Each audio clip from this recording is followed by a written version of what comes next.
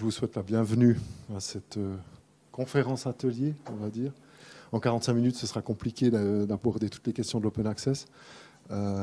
J'accueille volontiers, mais on va prendre les questions quand même. Donc j'accueille aussi les gens qui sont en ligne. Vous pouvez sans autre poser les questions tout au long de la présentation à l'adresse qui vous est indiquée sur l'écran d'accueil. C'est le seul moyen de nous contacter, donc n'hésitez pas. On relève les mails au fur et à mesure. Donc, je vais dire quelques mots, peut-être avant. Donc, l'Open Access Week est une tradition en fait européenne, même mondiale en fait. Donc, je remercie infiniment Dimitri Donzé qui a quitté son stand Open Access de l'Université de Genève pour venir faire une petite intervention ici. On a l'habitude aussi ici de faire tous les 2 ans, en fait, l'Open Access Week, plutôt que toutes les années. On a traité de beaucoup d'objets, on a traité du gold, du green, on a traité des moyens de le faire, on a traité de l'Open Science aussi il y a 2 ans, avec du Bochet de l'EPFL, en fait, qui est venu nous présenter des choses sur cette question-là. Et puis cette année, on a envie de remettre un peu un deuxième service, on va dire, sur l'open access aussi, donc les textes, suite à la mise en place de notre répertoire d'archivage ROAR. Et donc, c'était l'idée de coupler un peu les 2 questions, open science, open access.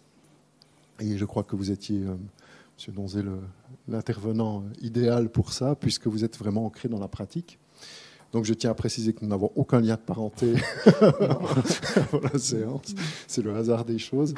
Dimitri Donzé est titulaire d'un diplôme de spécialiste en information et documentation de la Haute École de Gestion de Genève. Il travaille depuis 2004 à la bibliothèque de l'Université de Genève, dans le bâtiment principal, au mail, c'est juste, hein, c'est ça. C'est ça. Et depuis 2009, il est plus particulièrement axé sur les questions de l'open science et de l'open access. Et donc, c'est dans l'idée d'une comparaison, en fait, qu'on vous a invité aussi, de comparer en fait ce qui se fait dans notre institution, comparé à l'institution qui vous concerne. Et la dernière partie de l'intervention sera centrée aussi sur les évolutions possibles et souhaitées. Et là, n'hésitez pas à participer, mais même tout au long de la conférence, atelier, puisque vous m'avez gentiment dit qu'il était possible de vous couper la parole pour poser des questions. Donc n'hésitez pas, on est vraiment là pour travailler dans cet état d'esprit. Ne gardez pas votre question. S'il y a quelque chose ici dans la salle, levez la main. Et si vous êtes en ligne, n'hésitez pas à nous envoyer un petit message sur l'adresse des publications @epbjune et on reprendra votre question. Voilà. Je vous laisse champ libre. C'est gentil, merci beaucoup. Et merci encore beaucoup de l'acceptation de l'invitation.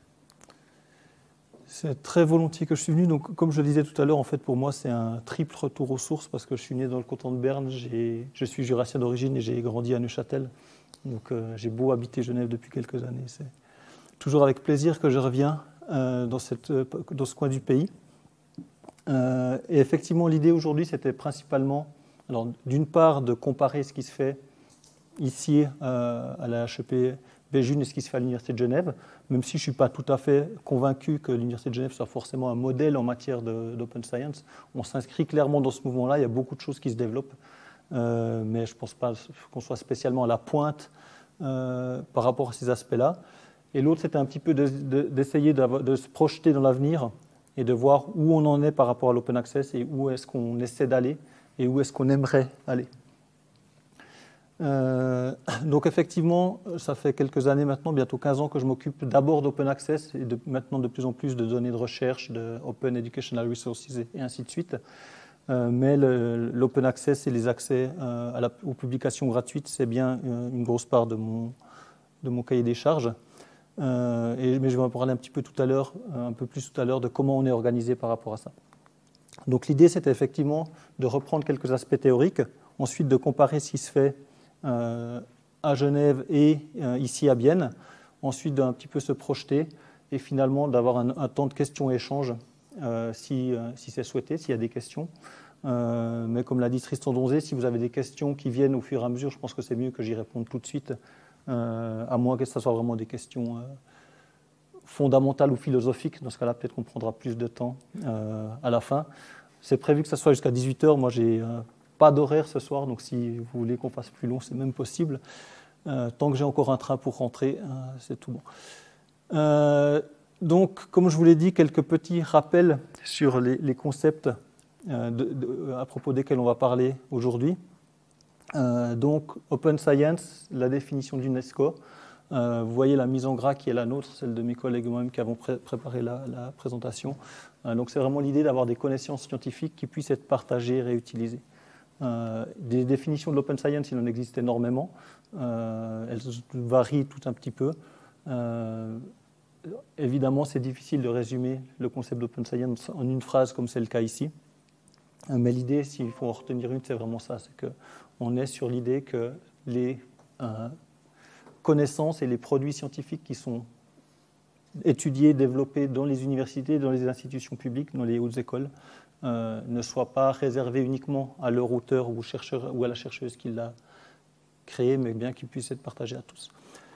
On représente assez souvent l'Open Science sous forme de temple gréco-romain, temple du savoir peut-être, soutenu par les piliers. Alors selon les versions, il y a un nombre différent de piliers.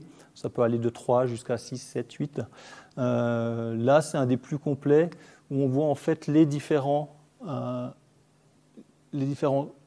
types d'items scientifiques qui doivent être ouverts pour garantir vraiment ce partage des connaissances scientifiques. Donc l'idée derrière, à la base, l'open access, l'open science, c'est quand même très orienté sciences expérimentales, avec cette idée que les résultats de la recherche puissent être reproduits, recréés, poursuivis. Donc finalement, il faut qu'à la fois la méthodologie qui est employée, le code qui est employé, donc le code informatique s'il s'agit d'outils informatiques, que les données de recherche, ça on va aussi en parler un petit peu plus tard, soient ouvertes, que les publications le soient aussi, qu'on fasse de l'open peer review. Et finalement, celui qui s'est rajouté un petit peu en dernier, les ressources en éducation, traduction maison de Open Educational Resources, qu'on abrège souvent OER. Et peut-être j'en dirai un tout petit mot tout à l'heure par rapport à ce qui se fait à l'Université de Genève. Mais aujourd'hui, on va principalement parler pour nous des publications. On est dans la semaine de l'Open Access. Donc ce n'est pas la semaine de l'Open Science, on est bien orienté plutôt sur cet aspect-là. Du coup, quelques mots par rapport à l'Open Access. Donc l'idée derrière l'Open Access, c'était un certain groupe de chercheurs et chercheuses au début des années 2000 qui se sont dit Internet et le web sont là, on y trouve tout un tas d'informations, que ce soit des nouvelles, que ce soit des résultats sportifs, que ce soit tout un tas d'autres choses. Pourquoi est-ce qu'on n'y trouve pas gratuitement les publications scientifiques? Et pourquoi, malgré cette évolution technologique qui est quand même révolutionnaire, on est toujours à devoir aller consulter une revue papier à la bibliothèque, ou est-ce qu'on doit payer un abonnement ou payer $30, 30 € pour accéder à un article? C'était sans doute un peu moins cher à l'époque, mais c'est les prix actuels, c'est 35 € l'article sur demande généralement. Et donc, ces trois initiatives qui étaient totalement déconnectées l'une de l'autre, mais sont arrivées plus ou moins à la même conclusion, qui était de dire le web, Internet, permet d'envisager un autre moyen de partager les publications scientifiques. Et donc là, on a choisi la définition de la déclaration de Berlin. On voit que le concept, c'est bien d'avoir un accès gratuit aux publications. Et ce qui était intéressant, c'est qu'il y avait déjà cette notion d'archives ouvertes ou d'archives en ligne qui était mentionnée. Et donc, assez souvent aujourd'hui, on dissocie les deux entre ce qui est accessible librement et qui pourrait éventuellement être dans une archive.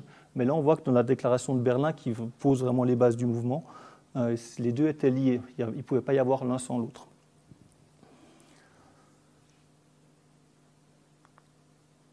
Et effectivement, l'open access, ce n'est pas uniquement le libre accès. On a assez souvent, et notamment les étudiants ou étudiantes à qui on présente la chose, pensent que open access, ça peut juste dire je peux accéder librement à un texte en ligne. Alors oui, c'est le cas. L'open access garantit cet accès libre. Mais vous voyez que sur ce graphique qui est tiré de la revue PLOS, donc une des revues précurseurs dans l'open access, il y a tout un tas d'autres droits que l'open access doit garantir, que ce soit à la personne qui lit l'article ou le papier en général. Je vais beaucoup parler d'articles, mais en fait, tout ce que je dis, ça s'applique aussi aux livres et aux chapitres de livres, ainsi de suite, ou à l'auteur. On voit notamment que l'auteur, il doit pouvoir garder ses droits d'auteur et pas les céder à à un éditeur et que, corollaire de ceci, il va pouvoir, lui, décider du moment de publication. Donc en droit d'auteur, que ce soit suisse ou à l'étranger, la personne titulaire des droits patrimoniaux a le droit de décider quand une œuvre sera diffusée. Et donc ça, c'est bien un droit que l'auteur doit conserver. Et on voit dans les deux colonnes de gauche qu'il y a un droit de lecture. Donc ça, c'est ce que nos étudiants et étudiantes entendent par Open Access. Donc je peux accéder librement à ce texte. Mais il y a aussi un droit de réutilisation.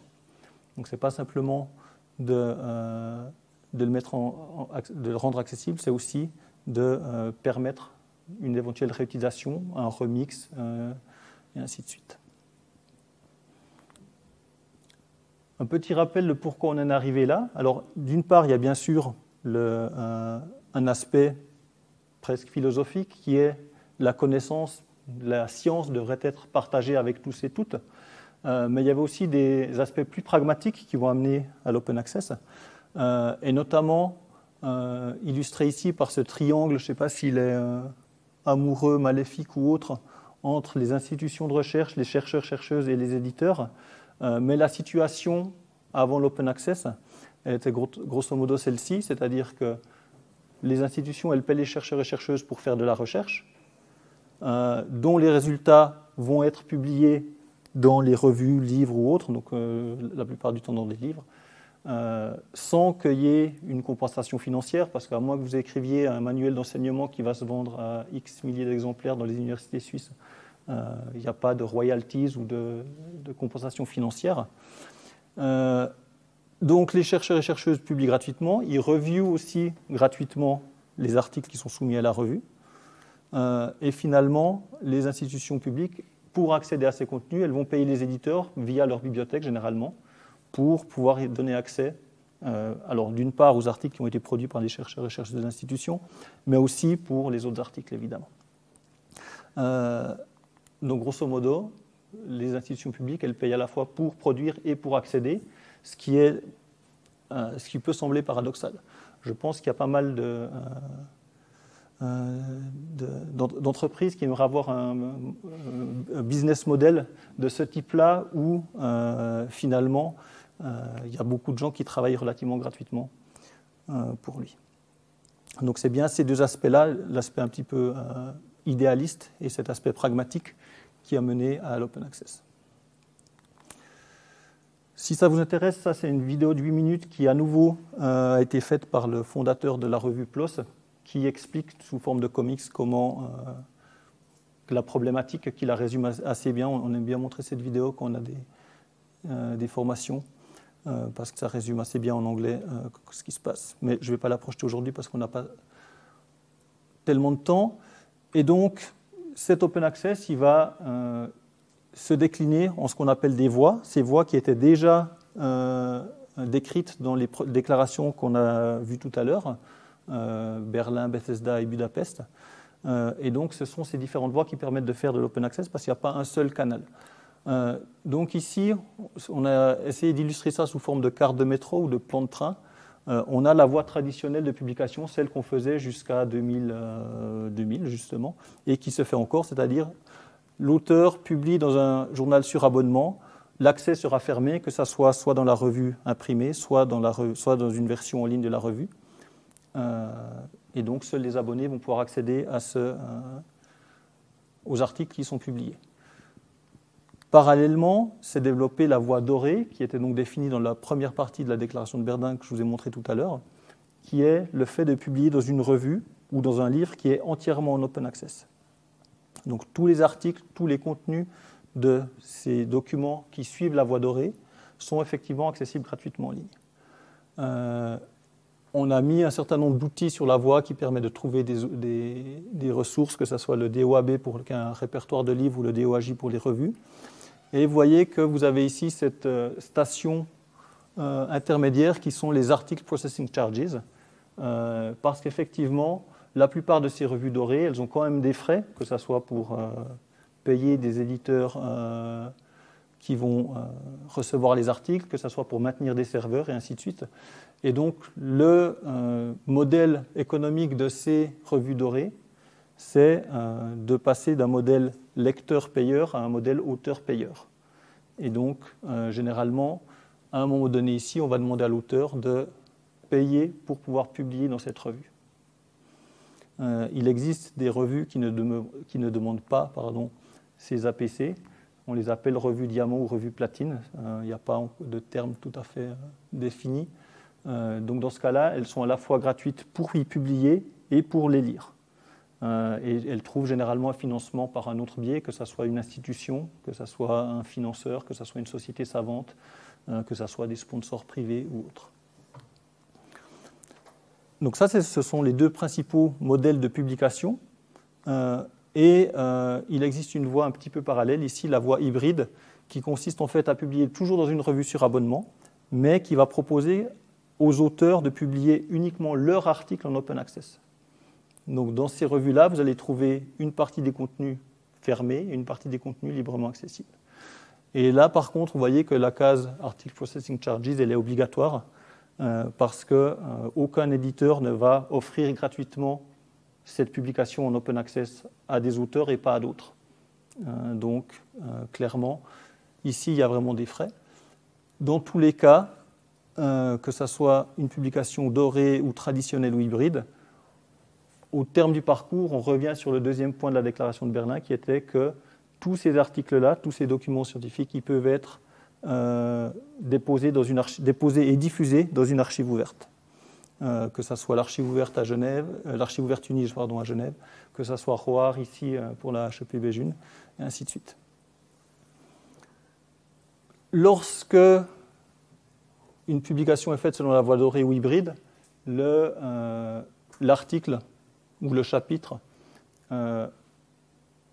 est librement accessible et offre des droits de réutilisation qui permettent par défaut de le déposer dans une archive. Donc généralement, ça se fait avec une licence Creative Commons qui dit voilà, ce contenu-là, il peut être rediffusé ailleurs librement, et donc il est tout à fait possible de le déposer dans une archive institutionnelle.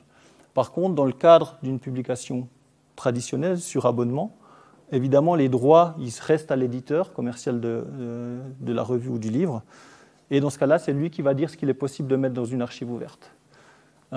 Et donc, généralement, il y a deux restrictions par rapport à la diffusion d'un article sur abonnement dans une archive ouverte. La première, c'est une période d'embargo durant laquelle l'éditeur il se garde le droit de diffusion. Donc, selon les éditeurs, ça peut varier de 6, 12, 24 mois. Au tout début de l'open access, on entendait des choses comme 96 mois pour un chapitre de livre. 96 mois, ça fait 8 ans. Hein, donc, c'est quand même... il y a intérêt à faire de l'histoire pour que ça soit encore pertinent après 8 ans. Donc, c'est cette période d'embargo. Et la deuxième restriction, c'est la version du document qu'il est possible de diffuser. Donc ici, c'est un contenu qui vient de l'Université de Cambridge. Vous avez résumé le processus éditorial quand vous soumettez un article à une revue. Donc vous envoyez votre projet d'article, qu'on appelle la version soumise. Le processus de peer review va l'améliorer s'il fait bien son travail, pour arriver à une version finale qui va être acceptée par l'éditeur. Et elle, c'est ce qu'on appelle la version acceptée. Ensuite, avec cette version acceptée, l'éditeur il va faire les épreuves et il va faire ce qu'on appelle la version of record ou version publiée. Donc celle qui sera effectivement de la revue, qu'elle soit imprimée ou en ligne. Et donc généralement, c'est cette version acceptée ici qui peut être diffusée sur une archive ouverte, avec toujours cette notion d'embargo dont j'ai parlé. Je vais juste regarder si je tiens plus ou moins le timing. Je vais accélérer un petit peu. Donc voilà, pour les bases un petit peu, remettre les choses en contexte par rapport à l'open access. Et maintenant, comme je l'ai dit tout à l'heure, je vais vous expliquer un petit peu ce que nous on fait à l'Université de Genève par rapport à ça, ces aspects d'open access et d'open science. Donc si vous avez des questions, n'hésitez pas, si vous voulez comparer aussi avec ce qui se fait ici. Donc grosso modo, par rapport à... Là, je parle vraiment d'open science en général. À l'Université de Genève, il y a des politiques et directives. Donc comme pas mal de choses, tout ce qui a concerné l'open access, les données de recherche, etc., c'est parti de la base. Ensuite, c'est remonté pour formaliser tout ce qui était fait au préalable. Et donc, le rectorat a émis un certain nombre de directives. Donc il y a une charte pour l'Open Science qui présente les choses de manière générale et ensuite qui se décline en politique par rapport aux données de recherche à l'Open Science. En ce moment, il y a un projet de directive sur les Open Educational Resources qui doit passer au rectorat normalement en début d'année prochaine. Donc ça, c'est vraiment pour poser les bases dans lesquelles on travaille.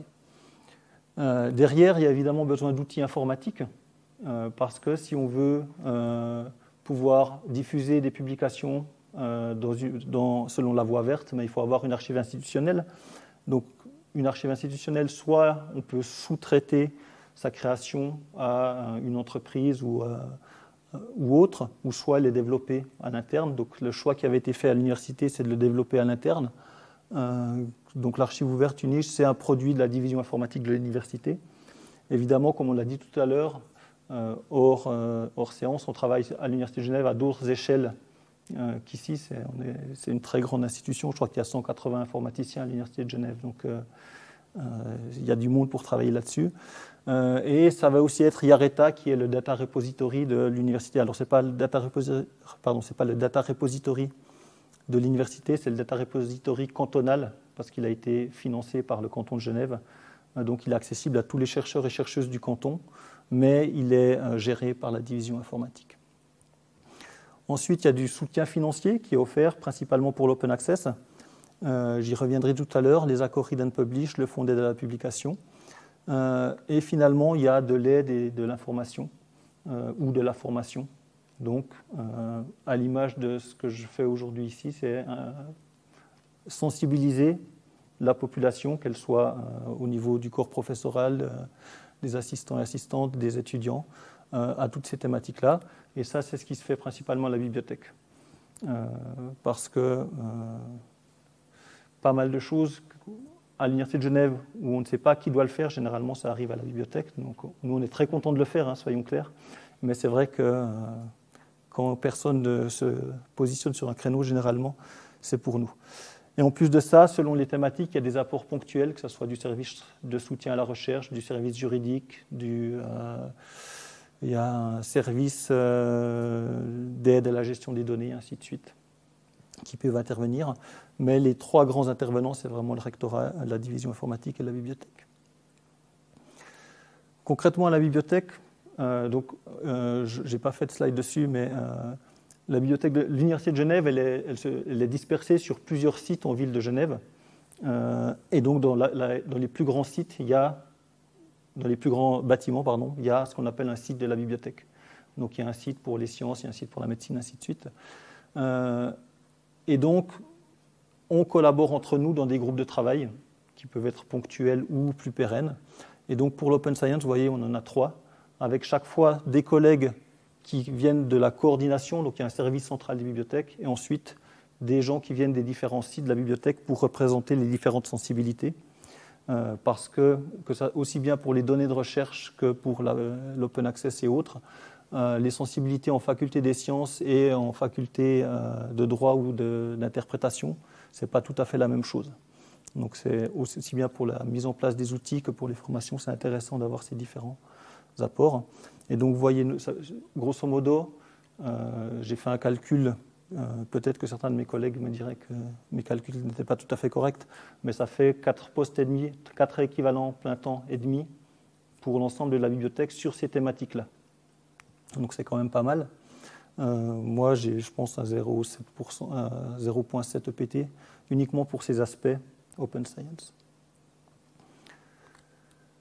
Donc j'ai parlé des exigences au niveau du rectorat à l'Université de Genève, mais je vais reprendre un tout petit peu plus haut. Donc la base sur laquelle on s'appuie et sur laquelle vous vous appuyez également, je pense, c'est celle de Swiss Universities qui en 2017 a publié sa stratégie sur l'open access avec cet objectif que d'ici 2024, tout ce qui est financé au moins à 50% par des fonds publics soit librement accessible. Donc le Swiss Universities n'a pas mis de règles strictes, c'est vraiment ensuite aux institutions de mettre en œuvre cette stratégie. Mais l'idée, c'est bien ça, c'est que d'ici 2024, alors en 2017, ça semblait très loin. Là, tout d'un coup, c'est relativement proche, c'est une année et quelques mois. C'est que tout soit en libre accès. On le verra, on n'y est pas encore. Du coup, à l'Université de Genève, il y a 2 textes qui mettent en œuvre cette stratégie. Le premier, c'est la politique Open Access qui date de 2022 et qui, comme vous le voyez, a vraiment changé le paradigme de publication. C'est-à-dire que maintenant, c'est plus on publie et si on peut, on met dans l'archive ouverte ou autre. C'est par défaut, on publie en Open Access. Et c'est seulement si ce n'est pas possible pour des raisons justifiées et justifiables qu'on ne le fait pas. Le deuxième, qui lui est en fait antérieur parce qu'il est lié à l'outil archive ouverte, qui lui est en ligne depuis 2009, demandait à ce que tous les membres du corps enseignant déposent une version de leur publication dans l'archive ouverte. Mais déposent et pas diffusent. Donc l'idée, c'était un outil comme l'archive ouverte, comme son nom l'indique un petit peu. C'est d'une part de diffuser les publications, mais aussi d'archiver pour l'institution. Et donc cette directive, dans un premier temps, elle était vraiment orientée sur l'archivage. On veut que tout ce qui est produit à l'Université de Genève, ça soit dans l'archive ouverte, pour que dans 10-15 ans, on puisse savoir, voilà, ce savoir-là a été produit dans nos murs. De votre côté, vous vous engagez aussi, et vous me corrigez si je dis des bêtises, mais à rendre les publications scientifiques librement accessibles. Et finalement, le FNS et les autres bailleurs de fonds le demandent aussi. Donc, ça a aussi été une impulsion qui était très importante. En tout cas, dans les universités, le Fonds national suisse le fait qu'il oblige les chercheurs et chercheuses financés à publier en open access. Évidemment, ça a eu beaucoup d'impact. Donc, comme je l'ai dit, plus concrètement, au-delà de ces exigences, il faut mettre en œuvre les outils qui permettent de les remplir. Et donc, à l'Université de Genève, c'est principalement l'archive ouverte qui le permet. Donc, je vous ai mis quelques chiffres ici. Je ne vais pas m'y attarder parce que c'est du détail, mais on n'est pas loin des 100 000 et on prépare déjà une petite fête pour le jour où on aura la 100 000e publication dans l'archive ouverte, en espérant que ça soit effectivement de l'open access avec une licence Creative Commons, que ça soit quelque chose de bien. Et de votre côté, donc, c'est le répertoire ROAR depuis 2020 et auparavant c'était dans Rerodoc, dans lequel vous pouvez aussi suivre cette voie verte, comme on l'a vu, pour publier vos publications. Je vous montrerai rapidement quelques chiffres par rapport à l'archive ouverte, pour vous montrer un petit peu où on en est et où on aimerait aller.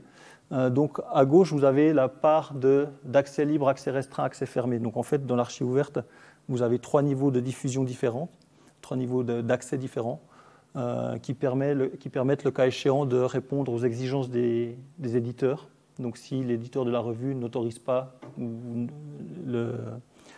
le libre accès, c'est possible de le mettre en accès restreint, limité à la communauté de l'université, ou en accès fermé, dans ce cas-là, c'est limité à l'auteur. Donc ça, c'est à gauche, le graphique 1, c'est tout ce qui se trouve dans l'archive ouverte. Et ici, vous avez l'évolution temporelle. Donc 2010, c'était la première année où l'archive a été utilisée de manière du début à la fin de l'année. Ensuite, 2018, c'est la première année à laquelle on a réussi à passer à plus de 50% de libre accès. Donc c'était quelque chose d'important pour nous. Et vous voyez qu'aujourd'hui, on est à 70%. Donc en 12 ans, 11 ans, on a réussi à passer de 40 à 70% de libre accès. Alors il y a eu plusieurs choses qui ont permis cette augmentation. D'une part, malgré ces très nombreux aspects négatifs, le Covid a quand même changé un petit peu le rapport à la publication scientifique. On a vu que même en médecine, qui était plutôt hostile à ce genre de choses, les préprints se sont beaucoup développés suite à la pandémie. Et derrière, il y a eu tous les soutiens qui ont été mis en place, sur lesquels je vais revenir. Mais c'est effectivement plus facile de faire de l'open access quand, personnellement, ça ne vous coûte pas 1500, 2000, 2500 francs suisses ou dollars. Donc, la tranche verte monte, on espère que ça va continuer pour pouvoir répondre à nos objectifs, sachant que, comme on l'a dit, 2024, ça va être là, il faudra qu'on soit tout en haut. Et ce graphique-là, c'était juste pour vous montrer la petite distinction dont je parlais tout à l'heure entre sciences, techniques et médecine, STM, comme on l'appelle, et les autres. Donc on voit que dans une université comme la nôtre, où la très grande majorité des étudiants n'est pas en médecine et n'est pas en sciences. C'est quand même ces deux facultés-là qui produisent le plus au niveau scientifique. Donc on est à l'Université de Genève en tout cas, on est sur des facultés en sciences sociales et humaines où il y a énormément d'étudiants, mais peu de chercheurs-chercheuses, alors que dans ces facultés de STM, on a relativement peu d'étudiants par rapport, peu d'étudiants et étudiantes par rapport aux chercheurs et chercheuses. Et effectivement, ces chiffres-là, avec cet open access à 70%, c'est aussi un peu le résultat de ça, c'est-à-dire que la publication en open access est beaucoup plus avancée sur une échelle temporelle en sciences techniques et médecine qu'elle peut l'être en sciences sociales et humaines. Si je prends, là j'ai juste les légendes, mais si par exemple je prends chez nous donc la faculté qui forme les étudiants à l'Université de Genève, c'est la faculté de psychologie et sciences d'éducation, où il y a donc ces deux options, psychologie et sciences d'éducation, et on voit dans les publications de cette faculté que les psychologues sont vraiment sur un modèle STM à publier chez les grands éditeurs anglo-saxons en langue anglaise, alors que les sciences d'éducation, il y a beaucoup de publications avec des petits éditeurs en langue française qui soient soit locaux, soit en France, dans des universités françaises ou autres. Et effectivement, c'est aussi plus facile de mettre en œuvre l'open access quand on s'appelle Elsevier et qu'on gagne X milliards par année que quand on est un petit éditeur qui publie une revue et 4-5 ouvrages collectifs dans l'année. Donc, les chiffres sont assez variables selon les facultés, mais c'était pour vous montrer qu'on est vraiment très orienté là-dessus. En termes de soutien, je vais juste regarder où j'en suis par rapport au temps, que je vous laisse du temps pour les questions. Donc, les accords Read and Publish, c'est ces accords que les institutions passent avec les éditeurs, et notamment en Suisse via le consortium des bibliothèques, et Swiss Universities pour certains, où en fait on passe d'un contrat de lecture, comme on avait auparavant. On disait à Elsevier, voilà, on va payer tant pour que nos usagers puissent accéder à vos contenus, à un accord sur lequel on dit, on veut que nos usagers puissent continuer à accéder à vos contenus, mais on veut aussi qu'ils puissent publier X articles en open access gratuitement. Alors évidemment, ça fait monter un peu la facture, mais cette facture, elle est payée par l'institution au niveau bibliothèque et plus par les chercheurs et chercheuses ou les départements ou les groupes de recherche dans lesquels ils fonctionnent. Je reviendrai un petit peu sur ces accords tout à l'heure. Le fonds d'aide à la publication, vous en avez aussi un, je vais d'ailleurs l'afficher. Donc c'est un financement offert par l'institution pour payer ces fameux APC dont j'ai parlé tout à l'heure. Donc le nôtre à l'Université de Genève, il est maintenant financé pour moitié par Swiss Universities et ce cofinancement oblige à limiter les APC à un maximum de 2500 francs. Donc c'est relativement problématique parce qu'il y a tout un tas de revues pour lesquelles les APC sont à peu près à 2500 francs. Et en fait, comme ils ne sont pas libellés en francs suisses, ils sont libellés en dollars ou en euros, ça dépend du cours du change. Donc en début d'année, ça passait et maintenant, ça ne passe plus parce que le taux de change a changé. Et les formations, ça j'en ai parlé un petit peu tout à l'heure, c'est les formations qu'on donne principalement à la bibliothèque sur ces différents aspects. D'ailleurs, les formations qu'elles concernent l'open access ou les données de recherche, généralement elles se font sur Zoom, elles sont ouvertes à tous et toutes. Donc si vous voulez suivre le lien, aller voir ce qu'on propose et en suivre une ou deux éventuellement, c'est tout à fait possible. Donc ça, ce sont vos conditions. En fait, avant que nous, à l'Université de Genève, on soit cofinancé par Swiss Universities, on était exactement sur le même modèle. Donc, c'était exactement la même pratique, 100% jusqu'à 500 francs, ensuite 50% jusqu'à 1000 francs maximum.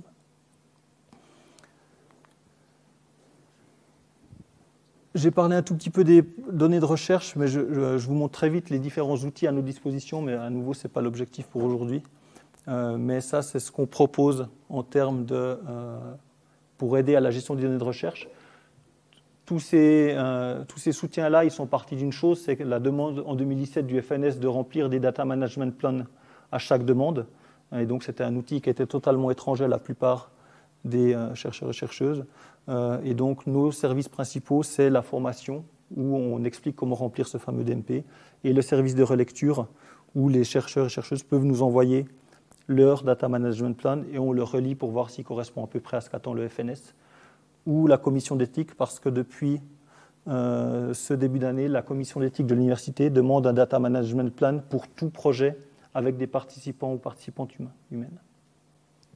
Donc pas plus tard que ce matin, j'ai dû relire 2 DMP avant de prendre le train pour des chercheurs en sciences sociales. Je ne sais pas si vous avez des questions par rapport à cette... Alors c'était assez rapide, mais à ce qu'on propose et ce que vous proposez, cette petite comparaison, sachant que je connais quand même bien mieux ce qu'on fait à l'Université de Genève, donc j'ai un peu mis l'accent là-dessus. Je peux parler aussi. Bien sûr. On m'entend, Arnaud sur le... Ok, super. Ouais, sachant aussi qu'il y a la responsable de la recherche, que je peux amener des compléments, et qu'il y a aussi la responsable Open Access en ligne qui peut aussi nous donner quelques informations si jamais. Ouais.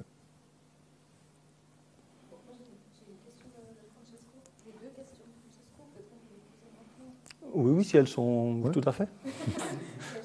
Non, si elles sont un peu en rapport avec ce dont on parlait, mais oui, non, bien sûr. Oui, alors, enfin, comment concilier la nécessité de publication en open access, pas simplement d'archivage, avec l'obligation de publier dans des revues reconnues?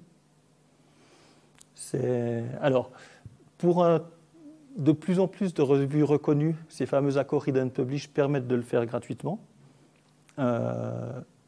Donc c'est possible, mais ça coûte.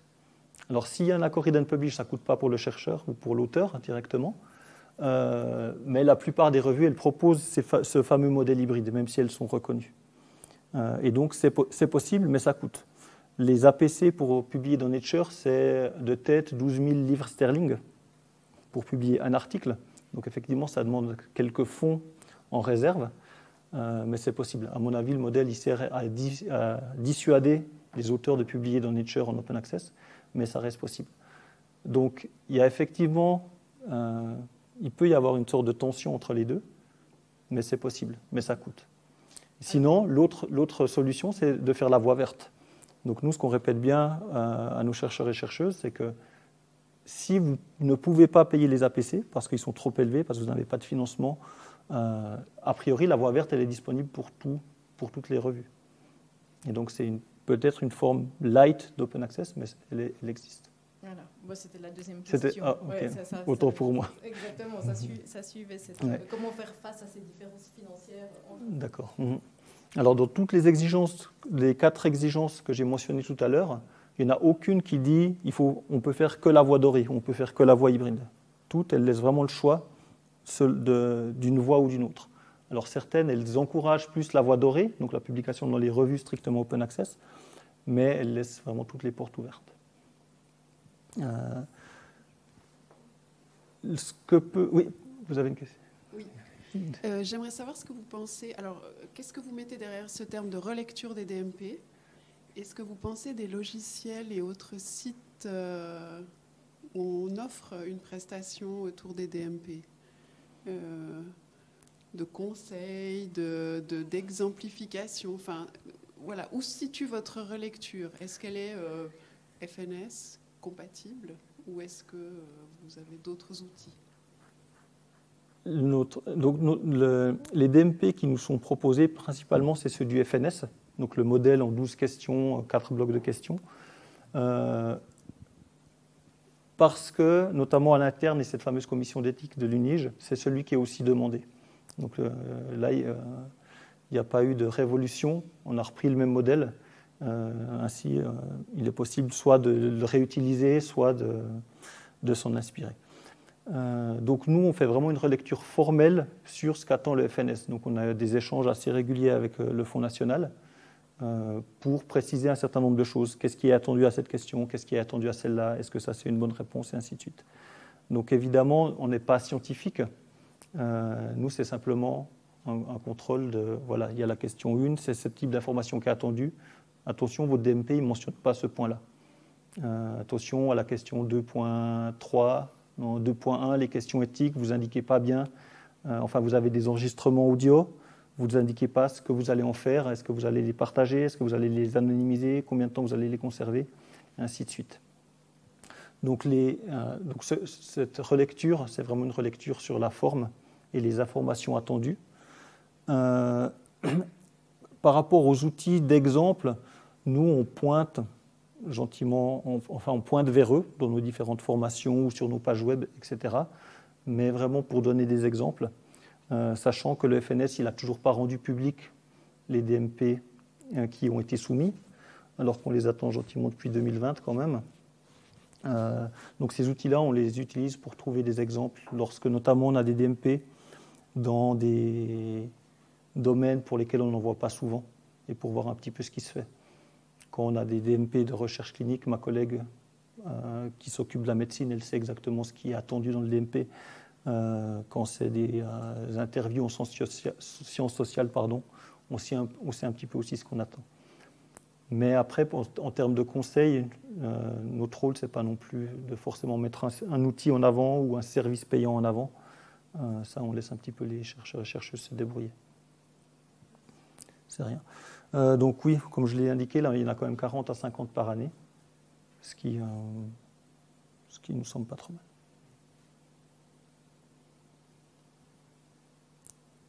Est-ce qu'il y a encore des questions sur ces points-là? Non, donc si ce n'est pas le cas, je vais passer un petit peu à la dernière partie pour aujourd'hui, qui était cette espèce d'état des lieux et perspective. Donc je ne l'ai pas précisé en début de présentation, mais là c'est peut-être encore plus important. Tout ce que j'ai dit aujourd'hui, ça n'engage que moi. Ce n'est pas la parole de l'Université de Genève que je propage. Et notamment dans cette partie, je donne un certain nombre d'avis qui sont personnels et qui ne sont peut-être pas partagés par tous mes collègues. Donc par rapport à l'open access, là clairement, il est là et on ne va pas revenir en arrière. Donc ça fait quelques années qu'on le répète aussi. Vu les exigences des financeurs de Swiss Universities, maintenant des universités et des hautes écoles, il n'y aura pas de retour en arrière qui va dire non, vous pouvez publier comme vous voulez. Cette notion d'open access, elle est vraiment amenée à perdurer. Donc ici, on voit qu'au niveau global, 2020, c'était la première année où il y avait plus d'articles publiés en open access que sur abonnement uniquement. D'accord. Et au niveau suisse, en 2021, donc ça c'est un site, si ça vous intéresse, je vous invite à aller le consulter, c'est le Swiss OA Monitor, qui fait du monitoring à la fois sur les revues, donc les articles de revues, en utilisant différentes bases de données qui sont disponibles, et à la fois sur les archives ouvertes suisses, qui permettent de voir quelle est la proportion d'open access dans les différentes institutions, selon les différentes voies, et ainsi de suite. Et donc ça c'est tiré du Journal Monitor, donc le monitoring des articles de revue. Et vous voyez que l'année dernière, 70% des articles qui sont dans leur base de données étaient en open access. Donc il y a quand même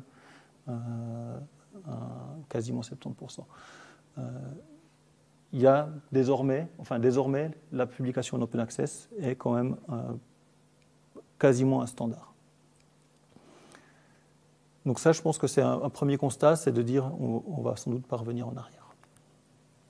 Mais, à mon avis, si l'open access est là et qu'il ne va pas disparaître, on n'est pas au modèle idéal qui était souhaité par nos collègues de 2001, 2002, 2003 qui se sont réunis à Berlin ou à Budapest ou à Bethesda. Et ici, j'ai noté ce qui me semble à moi certains points problématiques par rapport à l'open access dans sa forme actuelle. Le premier, je vous ai montré le schéma tout à l'heure où les auteurs travaillaient plus ou moins gratuitement pour les éditeurs.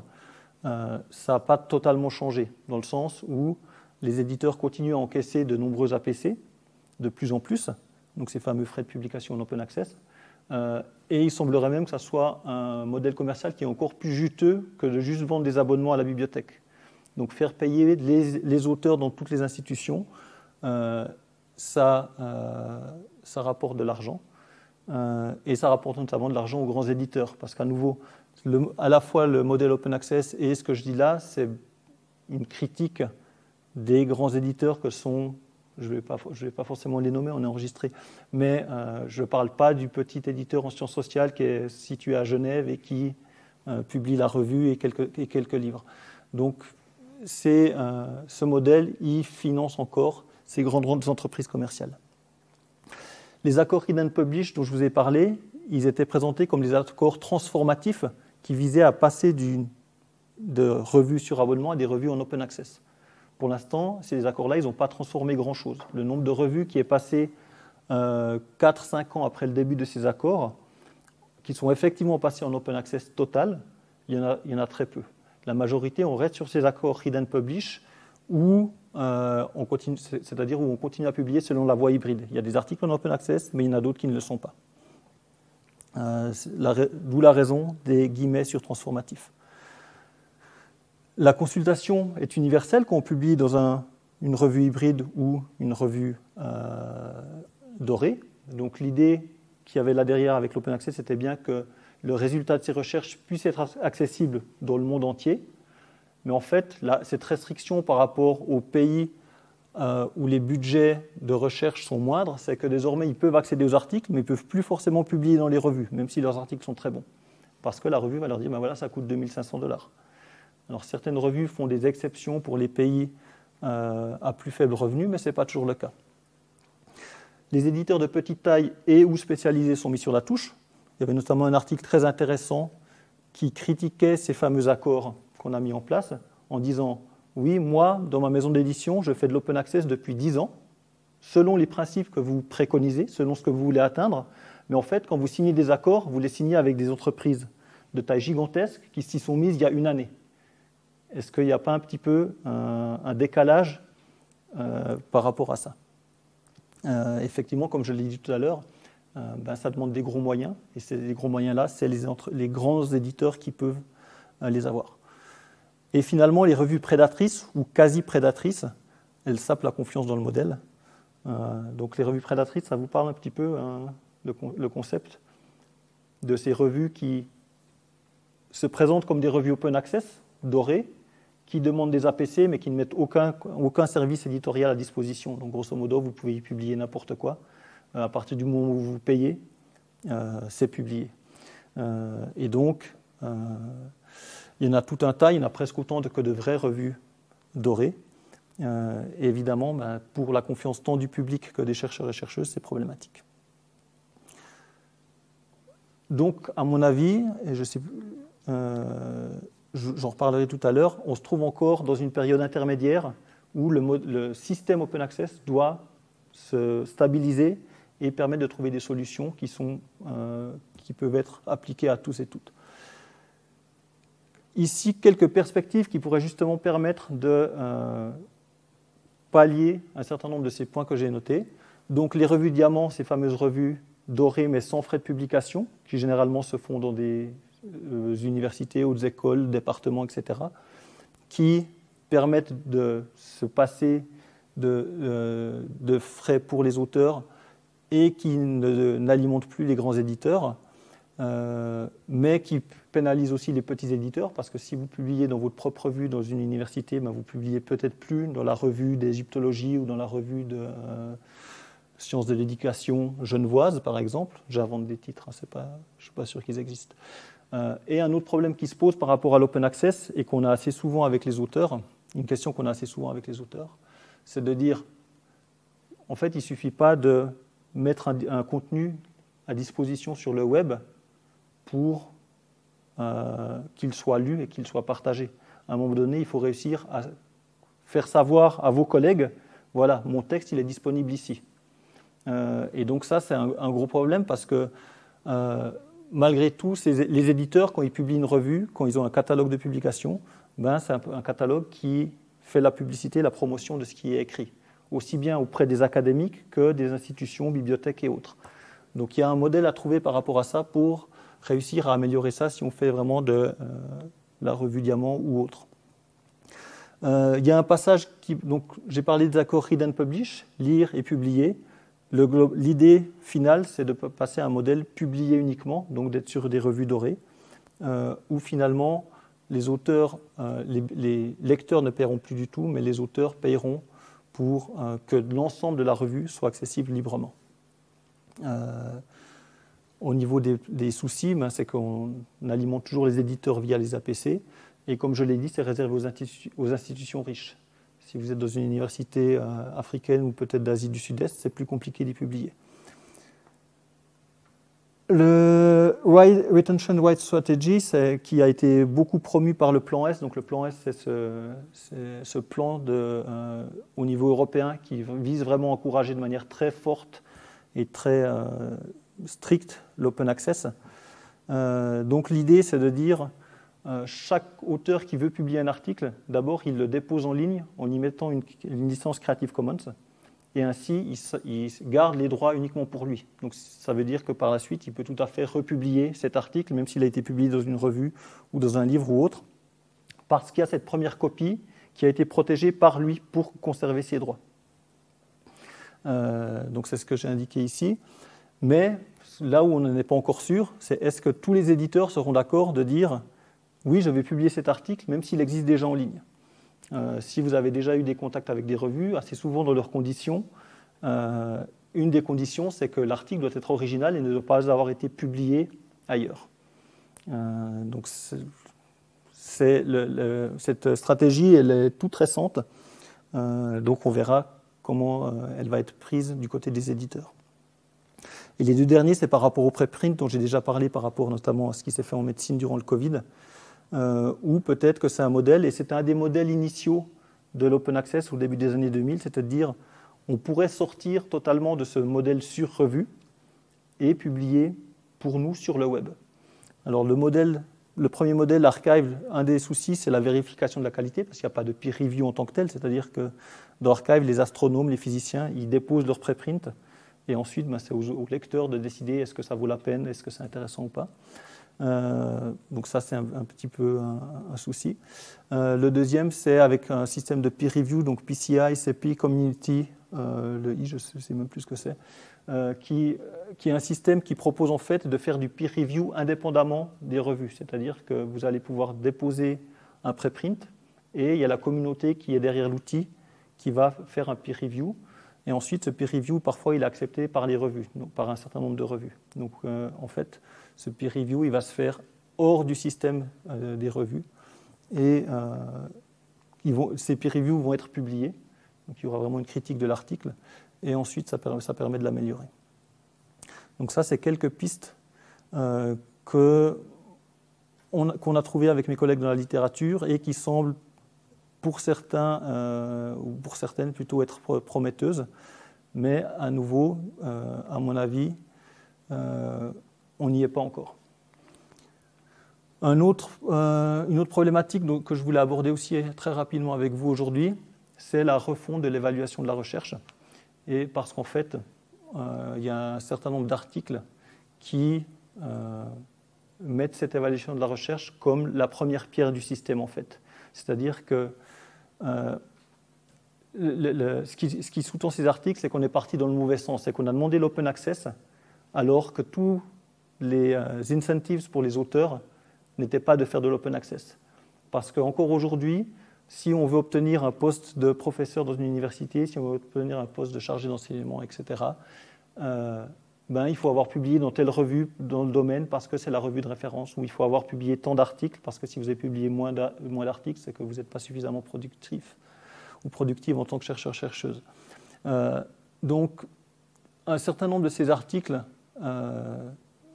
pensent qu'on avait mis la charrue avant les bœufs et qu'en fait, la première chose qu'il aurait fallu faire, c'était de changer ce modèle d'évaluation de la recherche en sortant des mesures quantitatives, tant d'articles publiés dans des revues à fort facteur d'impact, ainsi de suite, pour mettre en place ce qui s'est fait par la suite, en fait, avec la déclaration de Dora sur la Research Assessment, et qui s'est gentiment transposé au niveau national et institutionnel. Donc, de dire, voilà, je ne sais pas si vous avez entendu parler du nouveau curriculum vitae du FNS, mais en fait, ce nouveau CV, il refuse les listes de publication. Dans le nouveau CV, les auteurs, alors c'est un terme à la mode, on ne sait pas si il le sera encore dans quelques années, mais c'est de faire du storytelling, donc de dire, voilà, mes accomplissements en termes de chercheur-chercheuse, c'est ceci. J'ai étudié ce phénomène-là, ça a débouché sur telle publication. J'ai cherché sur ce phénomène-ci, éventuellement ça a donné ces résultats-là au niveau, pas forcément publication, mais même mise en œuvre concrète. Donc on sort vraiment de cette optique quantitative pour avoir quelque chose qui est plus qualitatif, ce qui devrait aussi peut-être aider les plus jeunes chercheurs et chercheuses qui n'ont pas forcément toujours une liste de publications très importante. Donc le nouveau CV du FNS, il est en vigueur depuis cet automne.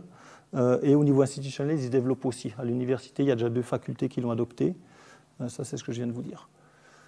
Je ne sais pas si j'ai tenu le timing, sans doute pas, me connaissant, mais j'espère que vous n'en voudrez pas trop. Donc ça, c'est un petit peu ma conclusion par rapport à l'open access principalement. Mais c'est ce que je viens de vous dire tout à l'heure, c'est qu'on était là où il n'y avait que des trucs sur abonnement ou sur achat. On aimerait être là où à la fois les données, les codes, les publications, les educational resources sont ouvertes. Et c'est ce à quoi on tend. Mais pour l'instant, à mon avis, on en est plutôt quelque part sur le chemin.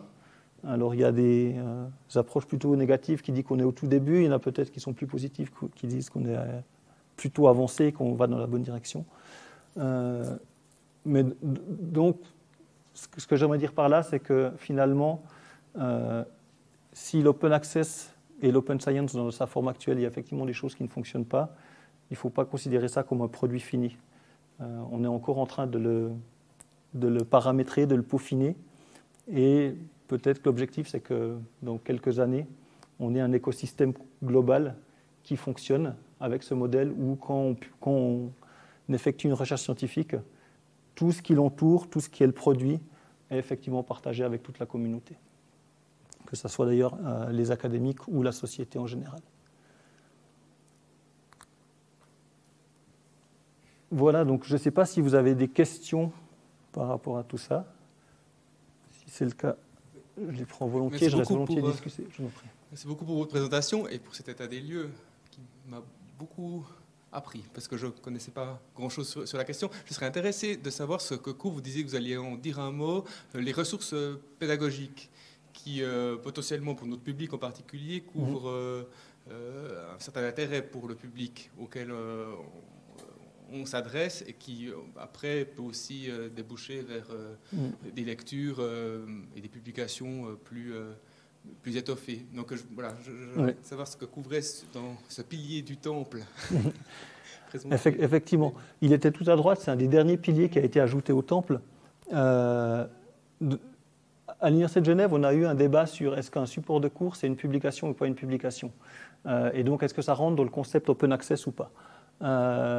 La conclusion, c'était que clairement, ce n'est pas une publication au sens où on l'entend, mais que c'est quand même un contenu scientifique qui est intéressant parce qu'il y a un certain nombre de cours qui sont donnés à des étudiants qui peuvent être très avancés, qui vont très loin dans le contenu et qui ont aussi un potentiel de réutilisation parce que moi, une des facultés que je connais très bien à l'Université de Genève, c'est la faculté de droit. Mais j'imagine très bien qu'il y a un professeur de droit constitutionnel à Genève, et un autre à Lausanne, et un autre à Neuchâtel, et un autre à Fribourg, et un autre encore ailleurs, qui chacun donne des cours sur plus ou moins le même sujet, mais que chacun fait les choses de son côté. Et l'idée de ces Open Educational Resources, c'est à nouveau de partager ces ressources-là, de dire ces contenus, ces animations, parce que ce n'est pas forcément que des contenus physiques, mais ça peut être aussi des activités dans le cadre de cours qui sont produites. Je les partage pour pouvoir en faire profiter d'autres enseignants et enseignantes dans l'institution ou ailleurs. Donc ça peut aussi bien être par rapport au contenu que par rapport à la méthode. Et donc l'idée, mais comme je vous l'ai dit, à l'Université de Genève, on est vraiment au balbutiement, étant donné que pour l'instant ça se fait de manière très disparate. Si la personne qui donne le cours a décidé de partager sur des serveurs ou autres, mais l'idée, c'est de l'institutionnaliser, de dire les educational resources de l'université sont aussi partagés. Donc ça signifie, là, il y a la réflexion par rapport à la politique et il y aura la réflexion par rapport aux outils. Donc il y a de très fortes chances qu'à l'Université de Genève, d'ici quelques années, on ait un outil pour les publications, l'archive ouverte, un outil pour les données de recherche IARETA et un outil pour les educational resources, où on trouvera sûrement un nom... IARETA, on verra, mais l'idée c'est ça, c'est donc d'insérer ces ressources éducationnelles dans ce mouvement de l'open science. Et de dire que c'est aussi des contributions qui sont intéressantes. Et ce qui, à titre personnel, je trouverais assez intéressant, parce qu'en tout cas dans une université comme la nôtre, l'accent est beaucoup mis sur la recherche et parfois peu sur l'enseignement, aux grandes dames de certains pédagogues, et notamment de certaines personnes qui font de l'accompagnement de chercheurs enseignants, où finalement il n'y a pas... L'accent est beaucoup mis sur la recherche. Est-ce que j'ai répondu à votre question?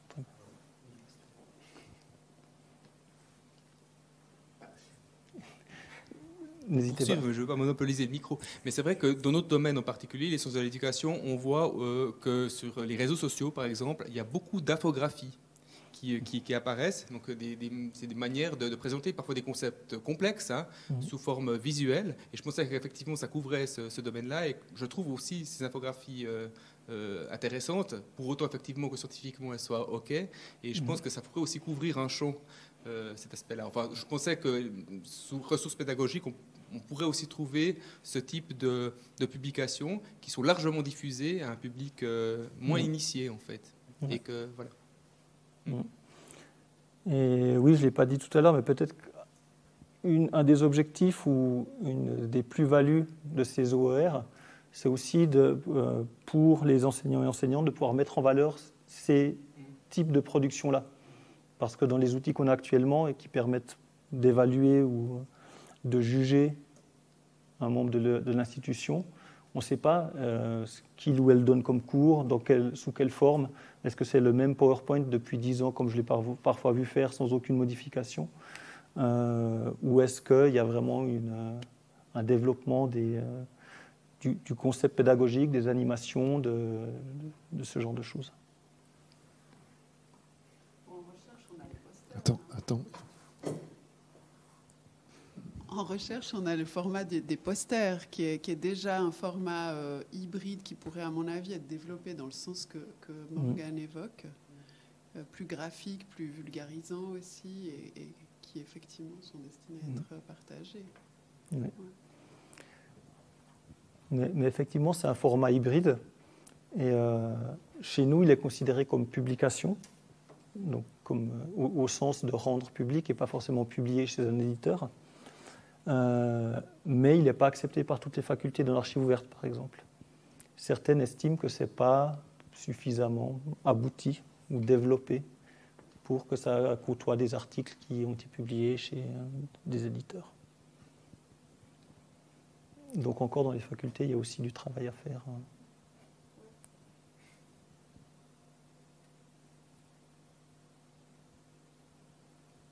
Une question encore ?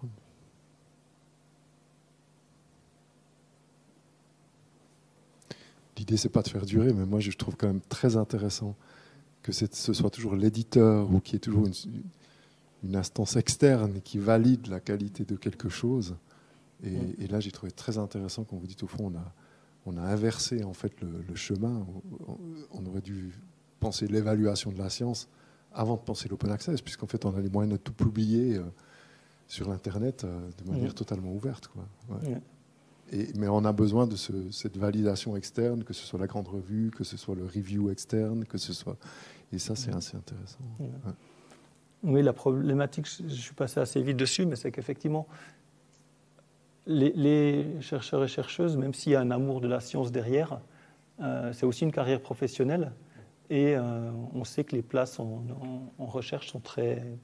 Enfin, il y a très peu de postes de professeurs en université ou en haute école, et qu'il y a beaucoup de concurrence, et qu'en fait, il y avait un double message qui était il faut publier en open access si possible avec la voie dorée, mais d'un autre côté, pour que la faculté vous engage, il faut quand même publier dans la revue la plus prestigieuse qui a son facteur d'impact de, je ne sais pas, 4 points quelque chose ou autre. Et donc c'est aussi par rapport à ça qu'il y a cette idée d'évaluation de la recherche qui est de dire, mais finalement, publier dans une revue à fort facteur d'impact, ça ne signifie pas nécessairement que l'article il est très bon et que ce qui s'y trouve, c'est une avancée révolutionnaire dans le domaine. Il y a tout un tas d'autres facteurs qui entrent en jeu pour pouvoir publier dans une revue à fort facteur d'impact. Et donc c'était un petit peu cette approche-là, c'était aussi un petit peu pour dire, voilà, tant qu'on dit il faut publier là, on est sur un double message au niveau institutionnel. Où on attend à la fois des publications dans des très grandes revues et à la fois de l'open access, ce qui n'est pas toujours facilement compatible.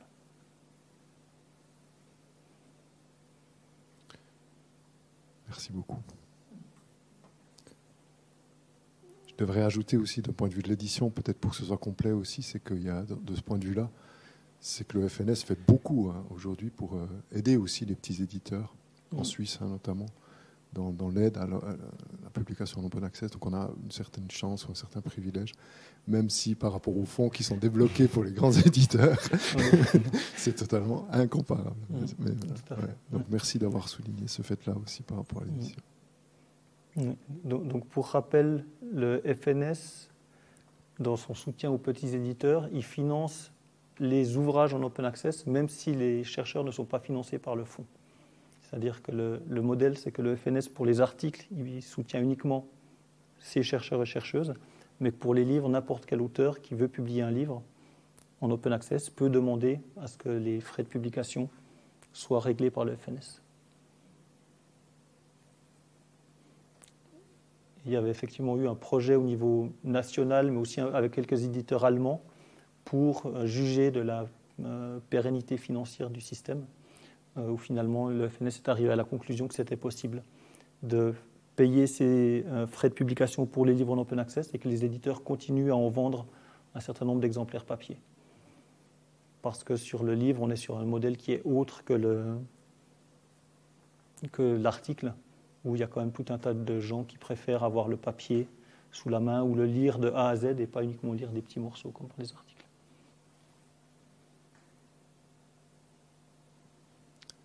Est-ce qu'il y a des questions en ligne encore ou... Non, vu qu'on a dépassé un petit peu le temps pour respecter les horaires. Non, mais c'était parfait, vous ne pouviez pas faire autrement, c'était très bien comme ça, quoi. Donc je vous remercie vraiment infiniment, parce qu'en fait, finalement, vous avez relevé des choses qui ont peut-être déjà été dites dans l'institution, mais je crois qu'il valent la peine d'être redites et redites, notamment maintenant qu'on a ce répertoire ROAR, dans lequel c'est un outil vraiment super pour les chercheurs, au sens où là, ils peuvent publier des choses dans ce cadre-là, grâce à l'outil institutionnel. Donc ça vaut la peine d'en reparler aujourd'hui. Donc merci beaucoup de nous avoir encouragés dans ce sens-là. Et puis on vous souhaite un bon retour à Genève, même si c'est un peu votre région. Aussi, je suis un peu entre les deux. Merci beaucoup pour l'invitation. Et merci aux gens qui étaient en ligne et merci au public qui est venu ce soir. Très sympa. Merci. Merci.